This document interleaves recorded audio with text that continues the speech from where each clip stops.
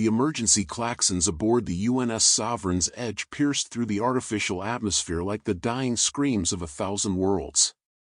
Captain Zephyr Kalen stood motionless on the bridge, his weathered hands gripping the command console as he watched the tactical display paint a picture of humanity's impending extinction. Crimson dots representing the hegemony's invasion fleet stretched across the holographic star map like droplets of blood against the infinite black. "Sir, we're receiving fragmentary transmissions from the Kepler defense grid," reported Commander Lyra Fenwick, her voice steady despite the tremor in her fingers as they danced across her console. 17 colonies have gone dark in the past 6 hours. The pattern suggests a coordinated assault across a 12-light-year front. Kalen's gray eyes reflected the cold light of distant stars as he processed the information. At 53, he had spent more than half his life in the void between worlds, fighting pirates, mediating trade disputes, and occasionally engaging in skirmishes with hostile alien species. But nothing in his experience had prepared him for this moment. The hegemony had emerged from the galactic rim 6 months ago, their technology decades ahead of anything humanity possessed, their intentions crystal clear, complete annihilation of human civilization. "What's our status on the fleet rendezvous?" Kalen asked, though he already suspected the answer would not bring comfort. Admiral Thane Vosik reports that only 47 vessels have managed to reach the rally point at Sanctuary Station, Fenwick replied, her professional composure beginning to crack. "We lost contact with the 3rd and 7th battle groups entirely. Current estimates put our effective fighting force at less than 15% of pre-invasion strength." The bridge fell silent except for the constant hum of life support systems and the occasional beep of incoming data streams. Kalen closed his eyes for a moment, remembering the bustling corridors of New Geneva Station, where his daughter Aria worked as a xenobiologist. The station had been among the first targets hit by the hegemony's advanced scouts. No survivors had been reported. Dr. Isadora Rain emerged from the science bay, her usually immaculate laboratory coat stained with grease and her silver hair disheveled from hours of frantic research. "Captain, I've been analyzing the debris patterns from the destroyed colonies. The hegemony ships appear to be using some form of molecular disintegration technology. Our conventional shields are essentially useless against their primary weapons." "Tell me something I don't know, Doctor," Kalen said, though his tone carried no malice. Rain had been with his crew for 8 years, and her brilliant mind had saved them from impossible situations more times than he could count. If she couldn't find a solution, perhaps none existed. "There might be something," Rain continued, pulling up a 3-dimensional molecular diagram on the main display. "I've detected trace amounts of exotic matter in the weapon signatures. If my calculations are correct, the hegemony ships might be vulnerable to specific frequency modulations. But we'd need to get close enough to their command vessel to confirm the theory." Lieutenant Commander Jackson Thorne, the ship's tactical officer, turned from his station with a grim expression. "Captain, long-range sensors are picking up a massive energy signature moving toward the sanctuary system. Based on the displacement readings, it's at least 3 times larger than anything we've encountered before." Kalen straightened, feeling the weight of command settle on his shoulders like a familiar coat. Throughout the corridor outside the bridge, he could hear the measured footsteps of his crew as they prepared for what might be their final battle. These men and women had followed him through the Proxima Rebellion, the Titan mining conflicts, and countless other engagements. They deserved better than to die in a hopeless last stand against an enemy they barely understood. "How long until it reaches our position?" he asked. 18 hours, assuming current velocity, Thorne replied. Kalen nodded slowly, his mind already formulating plans within plans. He had built his reputation on finding victory in impossible circumstances, on seeing patterns that others missed. The hegemony might possess superior technology in overwhelming numbers, but they had never faced a desperate human commander with nothing left to lose. As he stared into the approaching darkness, a dangerous idea began to take shape in his mind. The command center aboard Sanctuary Station buzzed with desperate energy as Admiral Thane Vasek reviewed the latest casualty reports. The massive space fortress, built into the hollow core of a dead moon, had served as humanity's primary military headquarters for over 2 decades.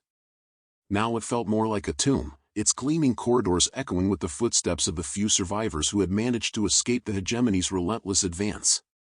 "The situation is untenable," declared Fleet Captain Mordecai Brass, his scarred face bearing testament to 3 decades of combat experience.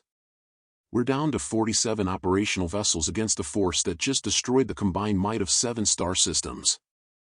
I recommend immediate evacuation to the Outer Rim territories." Vasek's weathered features remained impassive as he studied the holographic display showing the hegemony fleet's approach. The alien ships moved with mechanical precision, their dark holes absorbing sensor sweeps like living shadows. Intelligence reports suggested the fleet contained over 3,000 vessels, ranging from nimble fighters to massive dreadnoughts capable of cracking planets. And abandon 15 billion civilians to their fate? Vasek's voice carried the weight of command decisions that had haunted his sleep for months. "Captain Brass, I understand your concerns, but retreat is not an option. Every minute we delay here is another minute for the civilian evacuation fleets to reach safe harbor." Captain Zephyr Kalen entered the command center without fanfare, his presence immediately drawing the attention of every officer present.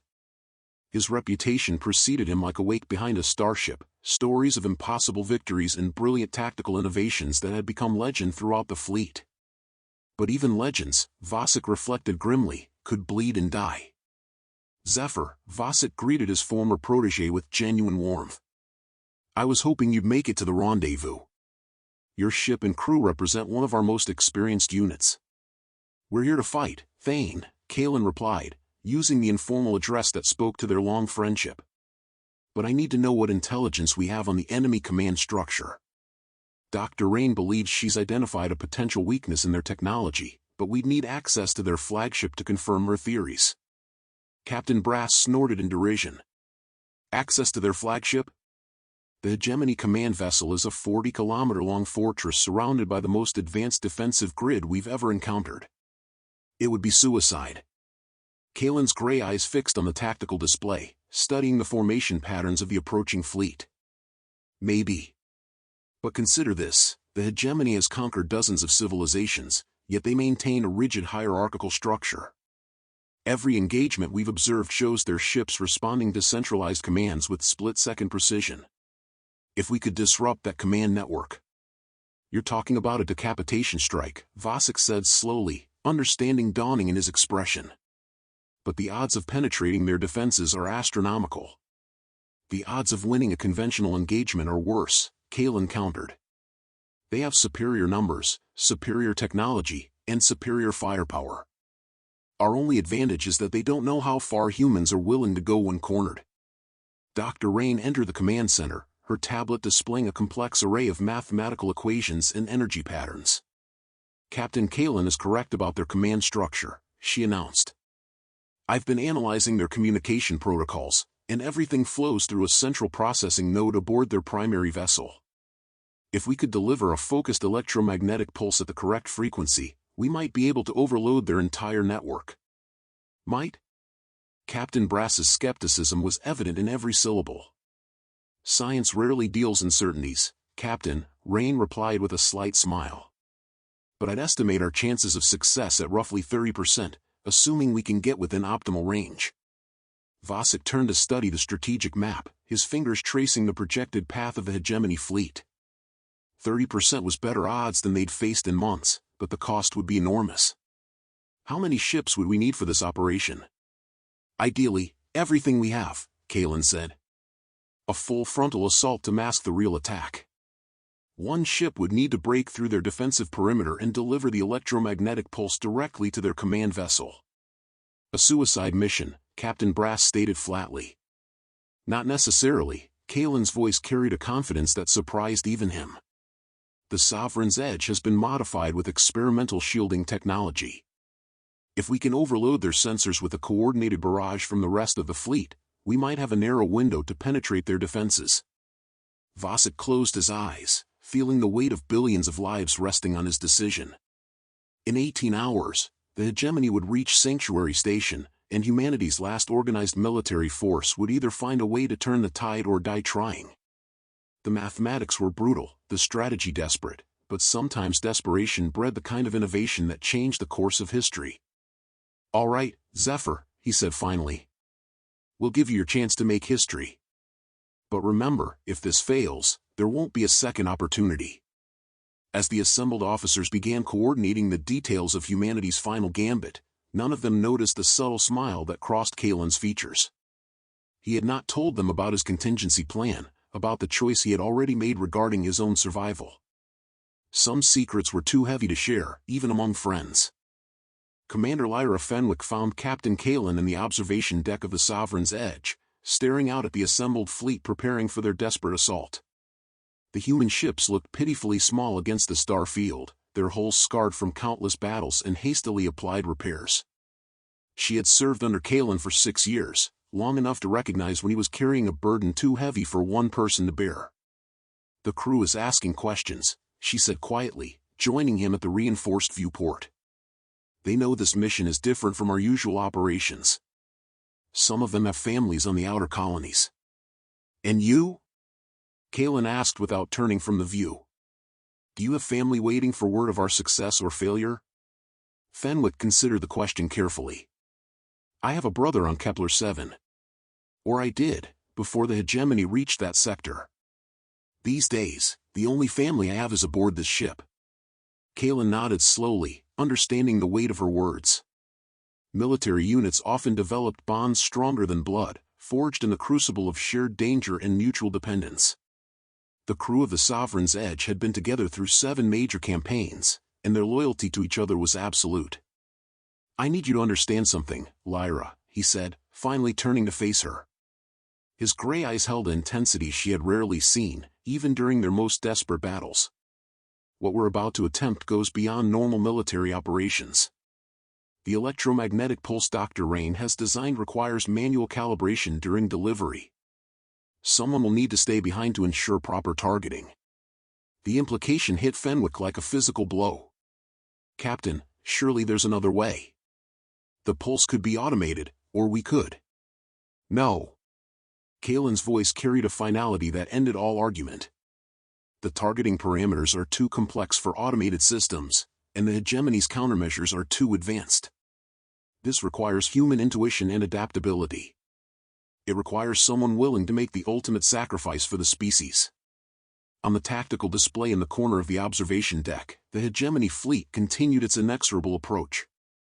Dr. Rain's latest analysis indicated the alien force had grown even larger, with reinforcement vessels joining from multiple directions. Current estimates place their numbers at nearly 4,000 ships, each one armed with weapons capable of devastating entire planets. "There's something else," Kalen continued, pulling up a classified file on his personal tablet. "Intelligence reports from the frontier suggest the hegemony isn't just conquering human space. They're systematically exterminating all traces of our civilization.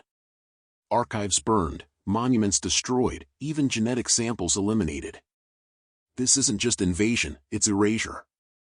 Fenwick felt a chill that had nothing to do with the ship's environmental systems. "Why would they want to eliminate all evidence of our existence?" "I've been thinking about that question for weeks," Kalen replied, his gaze returning to the star field. "The hegemony has existed for thousands of years, conquering civilization after civilization. But humanity represents something different. We adapt, we improvise, we refuse to surrender even when logic dictates defeat. Perhaps they see us as a threat to their established order." The ship's intercom crackled to life with Dr. Rain's voice. "Captain, please report to Science Base 7. I've made a discovery that could change our entire approach." They found Rain hunched over a sophisticated analysis station, her fingers flying across holographic interfaces as she manipulated complex molecular diagrams. Scattered around her workspace were fragments of debris recovered from hegemony attacks, each piece tagged and catalogued with obsessive precision. "I've been wrong about their technology," she announced without preamble. "The molecular disintegration weapons aren't just advanced physics, they're based on principles that suggest the hegemony doesn't originate from our dimension." Kalen and Fenwick exchanged glances. "Explain," the captain said simply. Look at these quantum signatures. Rain highlighted specific portions of her analysis.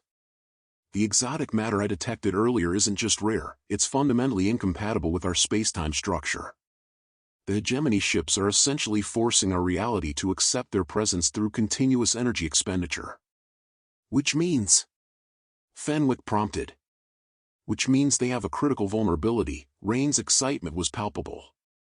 If we can disrupt their dimensional anchoring system, their ships won't just be disabled, they'll be expelled from our universe entirely. Kalen studied the data, his tactical mind immediately grasping the implications. How much energy would be required for such a disruption? More than our entire fleet can generate, Rain admitted. But if we could channel the energy output of their own command vessel back through their network. She trailed off, manipulating the display to show energy flow patterns through the hegemony fleet. A feedback loop, Kalen breathed. Use their own power grid to create a dimensional cascade failure. Exactly. But the targeting would need to be perfect, and the timing would be critical. Any deviation could result in a catastrophic explosion that destroys everything within several light years. Fenwick felt her heart racing as she contemplated the implications. Captain, this changes everything. If Dr. Rain is correct, we're not just talking about defeating the invasion force, we're talking about sending them back where they came from. Kalen nodded grimly. And if we're wrong, we'll create a dimensional rift that could tear apart half the galaxy. He looked at both women, seeing his own determination reflected in their faces. Signal Admiral Vosik. Tell him we need an immediate conference. And Lyra? Yes, sir. Start calculating new approach vectors. We're going to need to get much closer to their command vessel than originally planned. Admiral Thane Vosik stood before the assembled fleet commanders in Sanctuary Station's primary briefing amphitheater, watching their faces as Dr. Rain presented her revised analysis of the hegemony technology. The revelation that their enemy originated from another dimension had fundamentally altered the strategic equation, transforming what had been a desperate last stand into something far more complex and dangerous. The dimensional anchor theory explains several anomalies we've observed, Rain continued, her scientific enthusiasm barely contained despite the gravity of their situation.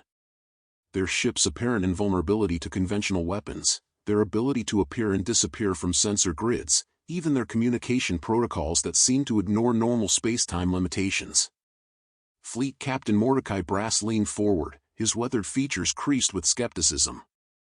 Doctor, even if you're correct about their origins, how does this information help us?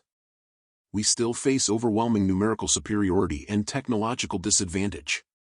Captain Zephyr Kalen activated a tactical display showing the modified attack plan he had spent the last 4 hours developing with his senior staff. Because their interdimensional nature is both their greatest strength and their critical weakness. If we can create a cascade failure in their dimensional anchoring system, we don't need to destroy their fleet, we just need to send them home. The risks are enormous, added Captain Elena Varga, commander of the heavy cruiser Defiant Storm. If the dimensional feedback creates an uncontrolled rift, we could destabilize the entire local stellar group. Vosik studied the faces of his commanders, reading the mixture of fear and desperate hope in their expressions.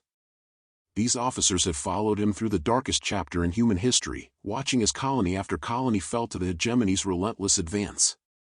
They deserved better than a plan built on theoretical physics and desperate improvisation, but circumstances had left them with few alternatives. Zephyr, he said finally, walk us through the operational requirements one more time. Kalen manipulated the holographic display, highlighting the key phases of their attack.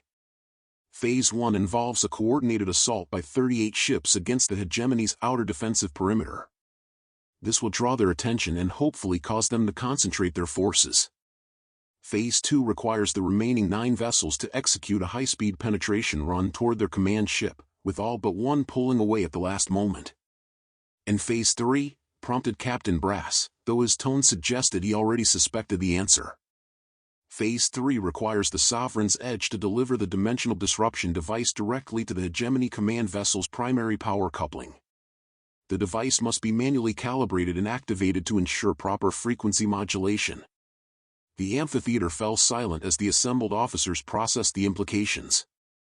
Commander Lyra Fenwick, representing the Sovereign's Edge, spoke into the quiet.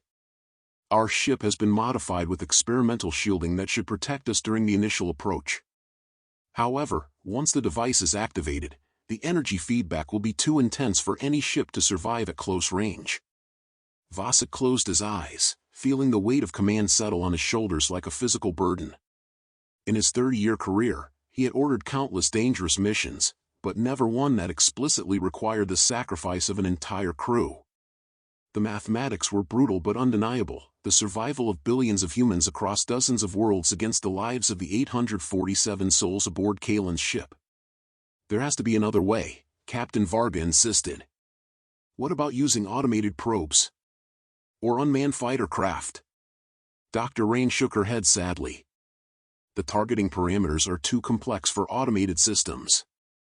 The dimensional frequencies shift constantly, requiring real-time adjustments that only human intuition can provide.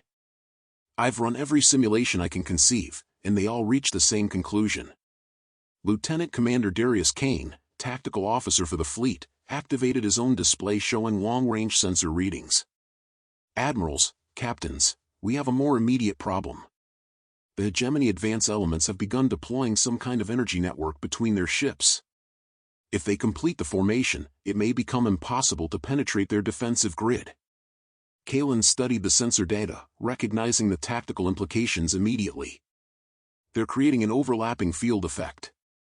Each ship reinforces the others, making the entire fleet exponentially more difficult to attack. How long until the network is fully operational? Vasek asked.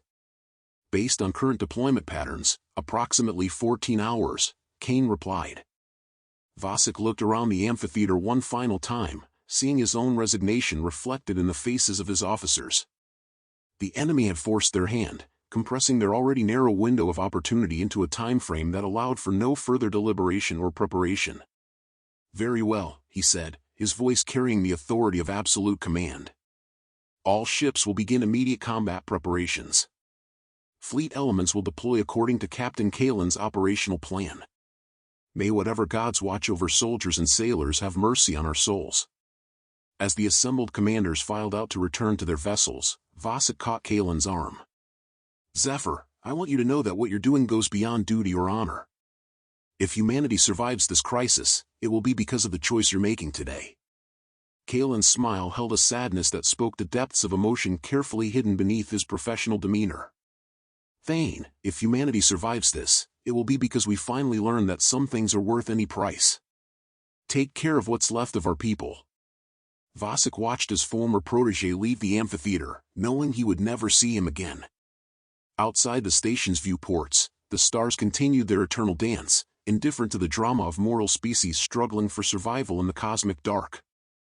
In 14 hours, they would learn whether courage and sacrifice could triumph over overwhelming odds, or whether humanity's story would end in the cold silence between worlds. The space around Sanctuary Station transformed into a constellation of fire and fury as the human fleet launched their desperate assault against the hegemony invasion force. Captain Zephyr Kalen watched from the bridge of the Sovereign's Edge as 38 ships accelerated toward the alien defensive perimeter, their weapons already charging for the engagement that would determine humanity's fate. Fleet Alpha is engaging the outer picket line, reported Commander Lyra Fenwick, her voice steady despite the magnitude of the battle unfolding before them. Captain Brass is leading the Iron Resolve and 7 escort vessels against the enemy's southeastern flank. The tactical display painted a picture of controlled chaos as human vessels unleashed everything in their arsenals against the hegemony ships. Brilliant flashes of light marked missile detonations against alien shields, while lance beams carved incandescent trails through the darkness. For a few precious moments, it appeared the human fleet might actually be gaining ground. Then the hegemony responded with devastating efficiency. Their ships moved with mechanical precision, coordinating their defensive fire to create overlapping fields of destruction that swept through the human formation like a scythe through wheat. The frigate Valiant Dawn simply ceased to exist, its whole molecules scattered across several cubic kilometers of space by a hegemony disintegration beam. Phase 2 vessels, begin your approach, Kalen commanded, his voice carrying across the fleet communication network. Remember, we only have one chance at this. 9 ships broke away from the main engagement, accelerating on vectors designed to bring them through the hegemony's defensive grid toward their massive command vessel. The alien flagship dominated the center of their formation, a dark monolith 40 kilometers in length that seemed to absorb light itself. According to Dr. Rain's calculations, that ship contained the primary dimensional anchor for the entire invasion fleet. Lieutenant Commander Jackson Thorne's tactical station erupted in warning signals as hegemony interceptors moved to block their approach. "Captain, enemy fighters are moving to intercept. Count approximately 300 individual craft. All ships, implement evasive pattern Delta," Kalen ordered. "Maintain formation integrity but don't present stationary targets." The Sovereign's Edge balked and rolled as Pilot Commander Naya Helios threw the ship into a complex series of maneuvers designed to confuse enemy targeting systems. Around them, the other Phase 2 vessels executed similar patterns, their hulls gleaming in the light of energy weapons and exploding fighters. Captain Elena Vargas' voice crackled across the communication channel from her ship, the Defiant Storm. "Zephyr, we're taking heavy casualties up here.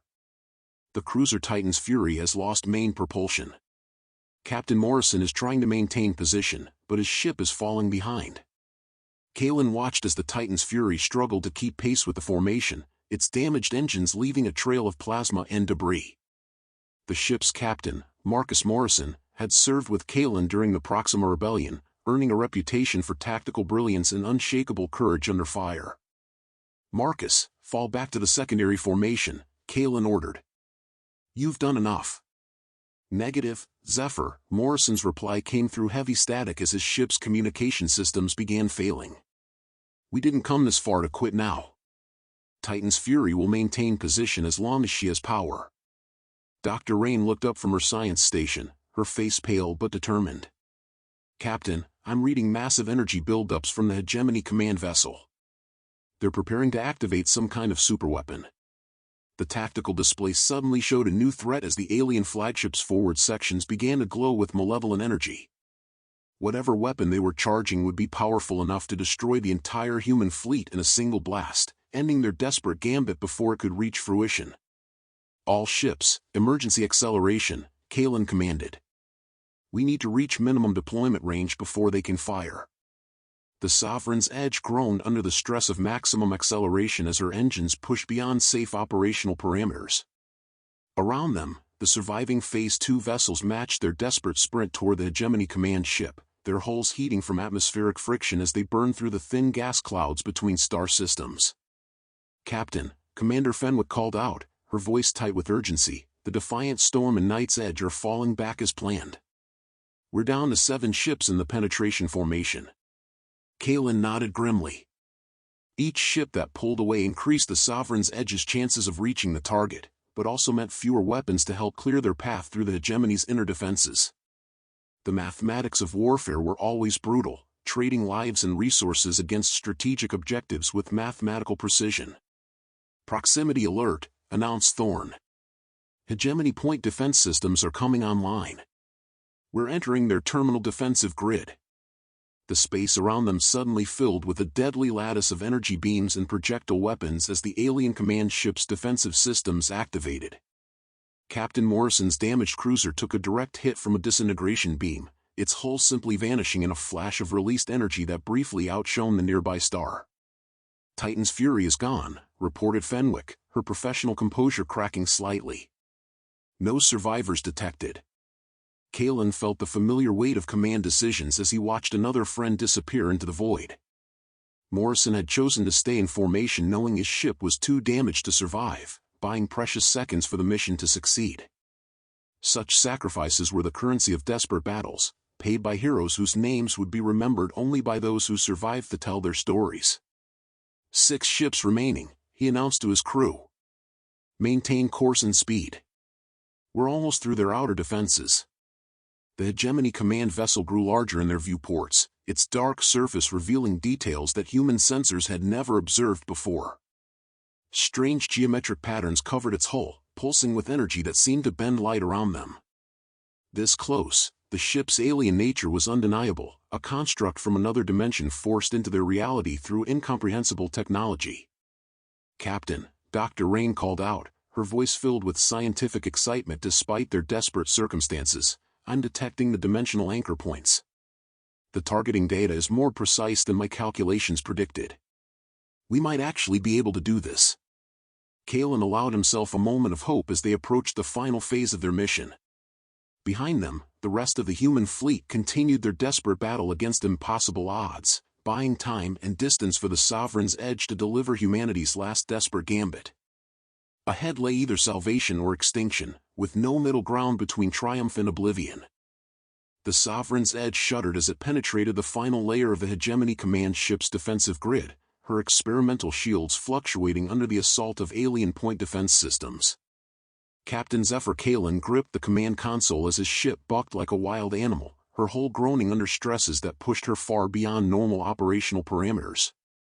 Shield integrity at 37% and falling, reported Lieutenant Commander Jackson Thorne, his fingers dancing across tactical displays that painted a picture of barely controlled catastrophe. Captain, we're taking more damage than the shields can absorb. Commander Lyra Fenwick looked up from her navigation station, her face illuminated by the harsh red glow of emergency lighting. Sir, the other Phase 2 vessels are pulling back as planned. We're on our own now. Through the bridge viewports, the Hegemony Command vessel loomed like a malevolent mountain, its dark surface covered in geometric patterns that seemed to shift and writhe when viewed directly. The ship's alien architecture defied human understanding, featuring curves and angles that suggested construction techniques from another dimension entirely. Dr. Isadora Rain worked frantically at her science station, fine-tuning the dimensional disruption device that represented humanity's last hope for survival. The device itself was deceptively simple, a crystalline matrix no larger than a briefcase, but the calculations required to calibrate its frequency output challenged the limits of human understanding. I'm detecting multiple dimensional anchor points along the ship's primary hull, she announced, her voice tight with concentration. But the quantum signatures are more complex than my models predicted. I'll need to recalibrate the disruption frequency in real time during deployment. Kalen studied the tactical display, noting the positions of hegemony defensive turrets and shield generators. His ship would need to approach within less than a kilometer of the alien vessel's hull to ensure accurate placement of the device, well within range of weapons that could vaporize the Sovereign's Edge in seconds. Helm, take us to attack position Gamma, he ordered. Maximum evasive maneuvers until we reach deployment range. Commander Naya Helios, the ship's pilot, threw the Sovereign's Edge into a spiraling approach that used the command vessel's own bulk to mask their approach from some defensive systems. Her hands moved with practiced precision across the flight controls, calling upon years of experience flying through asteroid fields and debris clouds. Captain, Fenwick called out, monitoring long-range communications. Admiral Vosik reports that Fleet Alpha has taken 70% casualties. They're falling back to defensive positions around Sanctuary Station. The news hit the bridge crew like a physical blow. The diversionary attack had bought them the time needed to reach the Hegemony Command ship, but the cost had been enormous. Dozens of ships and thousands of crew members had given their lives to create this single opportunity for victory. Proximity alert, announced Thorne. We're entering minimum deployment range. Hegemony defensive systems are targeting us directly. The space around them erupted in a hellish display of alien weaponry as the command ship's point defense grid focused on the small human vessel that dared approach their flagship. Energy beams capable of melting asteroids carved through the void, while projectile weapons fired ammunition that existed partially outside normal spacetime. Shields at 15%, Thorne reported as the ship shook from multiple impacts. Hull breaches on decks 4 and 7. Damage control teams are responding. Kalen made a decision that would haunt him for the rest of his life, however long that might be. All hands, this is the captain. Prepare for emergency evacuation. All non-essential personnel to the escape pods immediately. Sir, Fenwick protested, we need the full crew to maintain ship operations during the attack. No, Kalen's voice carried a finality that brooked no argument. Dr. Rain and I can handle the device deployment. The rest of you have done your duty. I won't ask you to die for a mission that requires only 2 people to complete. Dr. Rain looked up from her station, understanding dawning in her expression. Captain, the device requires manual calibration during activation. The feedback energy will be lethal to anyone within the ship when it detonates. I know, Kalen said simply. But that's a burden I choose to bear alone. With respect, sir, Fenwick said, her voice steady despite the chaos around them, You train us to function as a team. We're not abandoning you now." Around the bridge, the senior staff nodded in silent agreement. These men and women had followed Kalen through 7 major campaigns, sharing dangers and victories that had forged bonds stronger than family. They would not break those bonds now, even at the cost of their lives. "Captain," Thorne called out, "we're within optimal deployment range. But hegemony reinforcements are approaching from multiple vectors.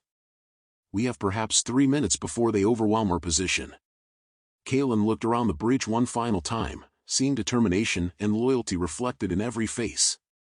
These people had chosen to stand with him at the end of everything, knowing the price of their decision. He had led them into battle countless times, but never into certain death. "Very well," he said, his voice carrying across the bridge with quiet authority. "Dr. Rain, begin final calibration sequence. All stations, maintain position. We're going to save humanity or die trying." The Sovereign's Edge continued its deadly dance around the hegemony command vessel, dodging energy beams and projectile weapons while positioning for the most critical shot in human history. Outside the viewports, the stars watched in silent witness as a single small ship prepared to challenge an enemy that had conquered galaxies. Dr. Rain's fingers flew across her console as she made final adjustments to the dimensional disruption device. "Calibration complete," she announced. "Device is ready for deployment." Kalen took a deep breath, feeling the weight of billions of lives resting on the next few minutes. "Deploy the device. Target the primary dimensional anchor point." The device launched from the Sovereign's Edge on a ballistic trajectory that would bring it into contact with the Hegemony Command ship's hull in exactly 47 seconds. During that time, Dr. Rain would need to make constant adjustments to its frequency output, ensuring that the dimensional cascade would propagate throughout the entire enemy fleet.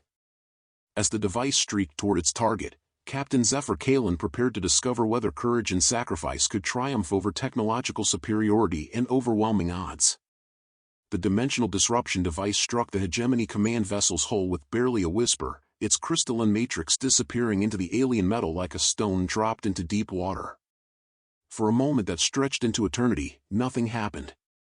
The bridge of the Sovereign's Edge held its collective breath as Dr. Isadora Rain made final adjustments to the frequency output, her fingers dancing across controls that could save or damn entire worlds. Then reality began to tear. The effect started as a barely visible distortion around the impact point, space itself seeming to ripple like disturbed water. Within seconds, the distortion spread across the command vessel's hull, revealing geometric patterns that hurt to look at directly. The alien ship's surface began to phase in and out of visible existence, as if struggling to maintain its grip on their dimension.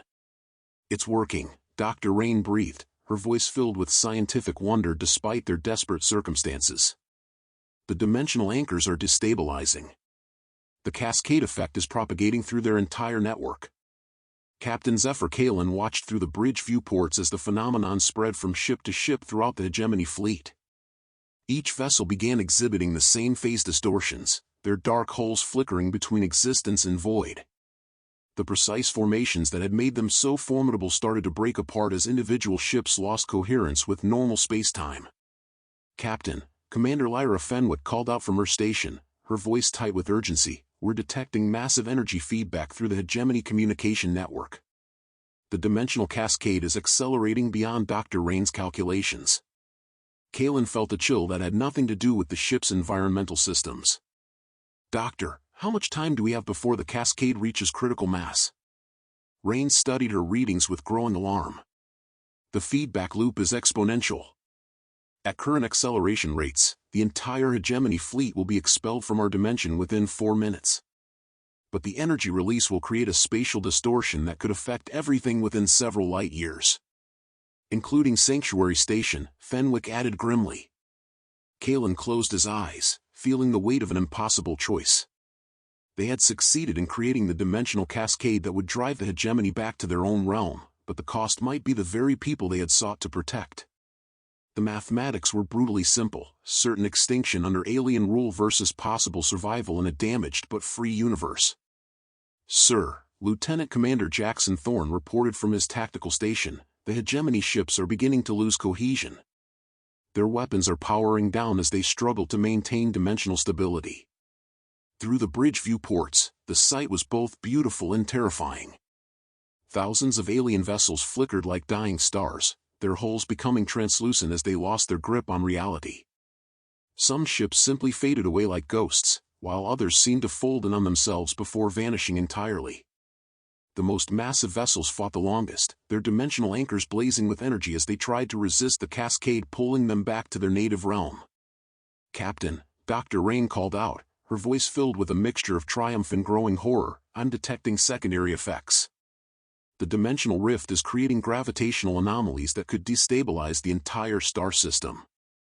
Kalen opened his eyes, seeing his own resignation reflected in the faces of his crew.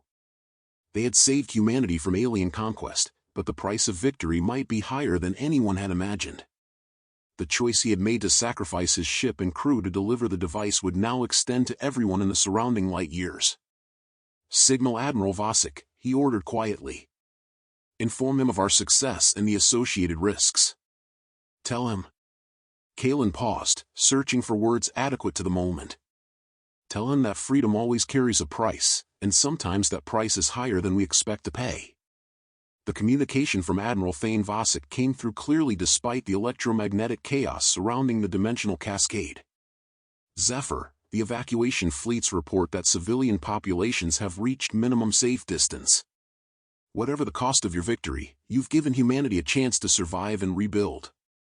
"Understood, Thane," Kalen replied, using the informal address one final time. "Take care of what's left of our people. Make sure they remember why we chose to fight rather than surrender." The bridge fell silent except for the constant alerts from failing systems as the dimensional cascade reached its climax. The hegemony command vessel, the dark monolith that had dominated the center of their formation, began to fold in on itself like origami made of light and shadow. Its 40-kilometer length compressed into a point of brilliant energy before vanishing with a flash that briefly outshone the system's primary star. "All hegemony vessels have been expelled from our dimension," Dr. Rain reported with quiet satisfaction. "The invasion fleet no longer exists in our space-time continuum." Kalen allowed himself a moment of satisfaction as he contemplated their achievement. Humanity had faced extinction at the hands of a technologically superior enemy and found a way to turn their greatest strength into fatal weakness. Future generations would debate the costs and consequences of their victory, but they would do so as free people rather than extinct ones. "Captain," Fenwick said softly, "the dimensional rift is stabilizing." Dr. Rain's calculations were more accurate than she feared. "The gravitational anomalies are dissipating." "And the Sovereign's Edge?" Kalen asked, though he already knew the answer from the increasing vibrations running through the ship's hull. "The dimensional feedback is too intense," Thorne reported matter-of-factly. "Hull integrity is failing across all sections. We have perhaps 10 minutes before complete structural collapse." Kalen nodded, feeling a strange sense of peace settle over him. His ship and crew had accomplished something unprecedented in human history, striking a blow against seemingly impossible odds that would echo through the ages. Their names would be remembered alongside the greatest heroes of human civilization, their sacrifice ensuring that children yet unborn would grow up under human stars rather than alien rule. "All hands, this is the captain," he announced over the ship's communication system. "We have successfully completed our mission. The hegemony invasion fleet has been destroyed, and humanity is safe. It has been an honor to serve with each and every one of you." As the Sovereign's Edge began its final descent toward oblivion, Captain Zephyr Kalen stood surrounded by the men and women who had chosen to follow him into legend. Outside the failing viewports, the stars continued their eternal dance, no longer threatened by the darkness that had sought to extinguish their light. Somewhere in the vast night, human children would grow up free because of the choice made by the crew of a single ship in humanity's darkest hour. The price of victory was always measured in the currency of sacrifice, and some payments could only be made once.